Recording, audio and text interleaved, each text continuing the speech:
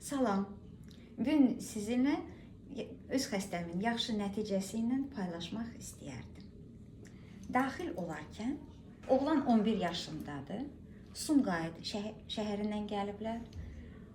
Həm yana gedən əyilməsi 1-ci dərəcə, bel hissədə əyilmə, sola və arxa olan əyilmə 1-ci dərəcənin ortası və arxa olan əyilmənin fəsadı da var.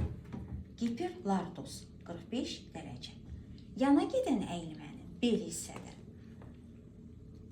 çanaq həddin pozulmasıdır. Müalicədən sonra bizim belə bir nəticəmiz əldə olunur. Onurğamız tam ortada, bir bucaq, heç bir bucaq verilməyib və arxa olan əyilməmiz də yoxdur. 30 dərəcə olanda 1-ci dərəcə olur, bizdə 25-də, yəni fizioloji və giperlardozumuz da yoxdur. Giperlardoz olur 40-la. Bax, belə bir gözəl nəticə əldə eləmişik. Bu ailəmiz Sumqayıt şəhərindən gəlir, bacı qardaş.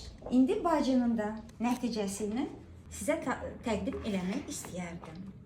Qızımız 13 yaşındadır və bel hissədə olan 2-ci dərəcə 17 qradus.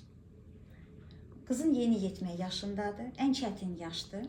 Ona görə ki, qarmonlar bədənə ixrac olunur və onurğa sütunun əyilməsi inkişaf eləyir. Müalicə gedə-gedə inkişaf eləyir. Ona baxmayaraq bizim nəticəmiz, yana gedən əyilməmiz 17, arxa olan əyilmə yox idi, fizioloji. Ona baxmayaraq giperlardoz var. Yəni o nəyi göstərir? Ki, beldə əzələ o qədər zəifdir ki, həm yana buraxıb onurğanı, həm də içəri, qabağa. O qabağa buraxan giperlardoz bədənimizə ziyan verir. Nə ziyanı? Baskı verir. Yəni bağırsaqla mədəyə. Adətən bu vəziyyətdə meteorizm, yəni küp, qəbizlik, uşaq biraz yeyən kimi dil doyuram, səbəbsiz ürək bulanma. Bunlar bütün hamısı bu qızımızda var idi. İndi baxaq nəticəyə.